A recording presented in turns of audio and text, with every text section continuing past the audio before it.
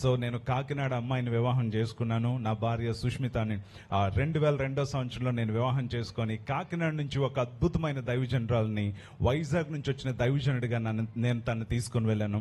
అదే దేవుడు, నేను అనుకోలేదు మరలా కాకినాడలో ఉండే ఒక బలమైన యవ్వన దైవజనుడికి నా కూతుర్ని మరలా కాకినాడకి కోడలుగా దేవుడు పంపించినందుకు దేవాది దేవునికి స్తోత్రాలు చెల్లిస్తా ఉన్నాను. సో ఇది దేవుని యొక్క నిర్ణయం అని నేను దేవాది దేవునికి స్తోత్రాలు చెల్లిస్తున్నాను. అనేక సార్లు ఇక్కడ మిరాకల్ మహోత్సవాలు కండక్ట్ చేస్తూ ఉండేవారము.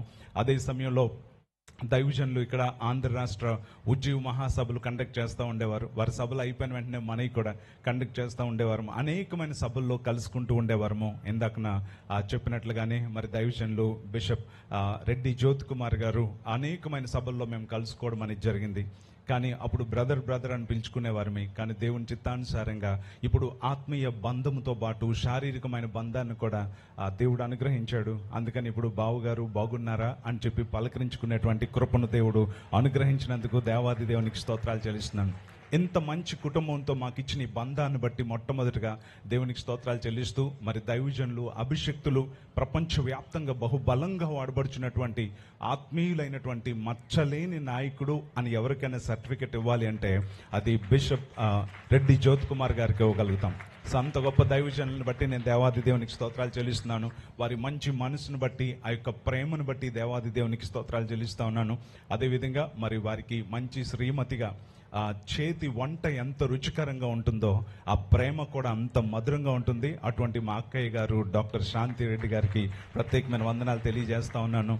అదేవిధంగా మరి వారికి ఇచ్చినటువంటి కుమార్తెను బట్టి, కుమారుని బట్టి దేవాది దేవునికి స్తోత్రాలు చెల్లిస్తున్నాను. వారికి ఇచ్చిన బలమైన దైవజనుని వారికి అల్లుడుగా ఇచ్చారు జేసన్, అండ్ వారి యొక్క భార్య మోనికాను బట్టి దేవాది దేవునికి స్తోత్రాలు.